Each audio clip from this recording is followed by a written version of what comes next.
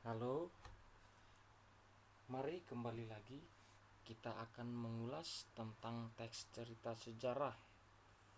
Saya harap kamu untuk memperhatikan ini dengan serius, karena saya memperhatikan di dalam soal-soal prediksi UTBK untuk persiapan masuk perguruan tinggi, menyertakan salah satu soal berkaitan dengan teks cerita sejarah.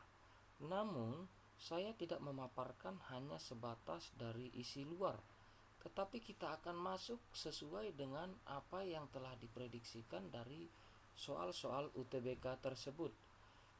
Yang dimana teks cerita sejarah kemarin sudah saya jelaskan, yaitu memberikan pengertian teks cerita sejarah ini sebenarnya berisikan urutan peristiwa di masa lampau benar terjadi, dan yang paling terpenting ini kamu perlu catat, yaitu memiliki nilai sejarah.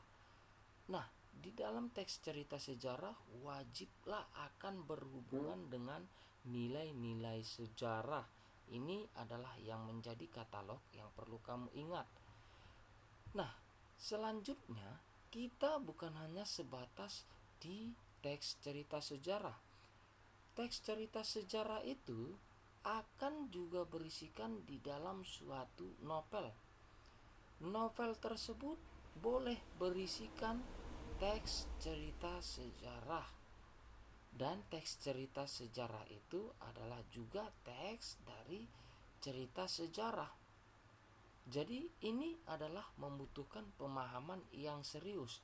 Nah, bahasa sederhananya adalah novel ini di dalamnya ada juga yang berisikan tentang teks cerita sejarah. Sekarang kita akan mengupas tentang novel sejarah. Untuk itu maka perhatikan, inilah yang menjadi butir prediksi yang akan dimasukkan di dalam soal-soal novel sejarah.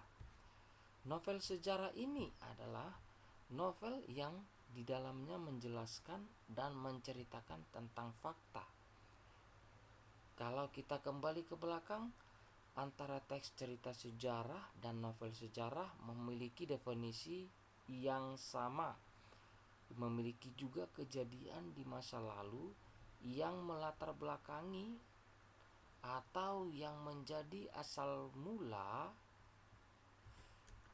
yaitu kita lihat nanti di dalamnya ada berisikan latar belakang terjadinya suatu yang memiliki nilai kesejarahan. Nah, jelas di dalam ini sama-sama memiliki nilai sejarah. Jadi persamaan novel sejarah dan teks sejarah itu adalah memiliki nilai sejarah. Namun apa yang menjadi pembeda antara novel sejarah ini dengan teks cerita sejarah? Bisa bersifat naratif atau deskriptif. Dan novel sejarah disajikan dengan daya hayal pengetahuan yang luas dari si pengarang. Oke, sudah nampak jelas terjawab dari perbedaan antara novel sejarah dengan teks cerita sejarah. Yang menjadi indikator atau petunjuk sebagai pembeda adalah kita lihat ini. Teks sejarah tadinya sama-sama memiliki nilai sejarah dengan novel sejarah. Sekarang perbedaannya adalah daya hayal pengetahuan. Inilah yang menjadi indikator, yang menjadi petunjuk, menjadi suatu pemahaman yang boleh kamu ambil sebagai pembeda, yaitu daya hayal pengetahuan. Karena di dalam novel boleh kamu bahasakan dengan fiktif, jadi boleh dengan imajinasi. Namun kalau cerita sejarah itu harus benar-benar terjadi. Jadi jelas perbedaan antara novel sejarah dengan teks cerita sejarah terletak pada cerita nyata dengan cerita hayalan. Selanjutnya kita perhatikan, novel sejarah juga termasuk ke dalam teks naratif. Teks naratif nanti dikatakan jika akan disajikan dengan urutan peristiwa dan urutan waktu. Artinya di dalam teks naratif ini akan terjadi sebuah rentetan, yaitu mengisahkan urutan peristiwa dan urutan waktu terjadinya sejarah tersebut. Namun ini yang perlu kita catat, novel sejarah yang disajikan secara simbolisasi verbal, maka nanti novel ini akan termasuk ke dalam teks deskriptif.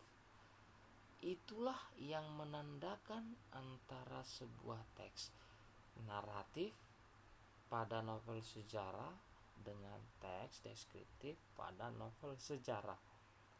Oke, untuk di sini saya rasa kamu dapat memahami.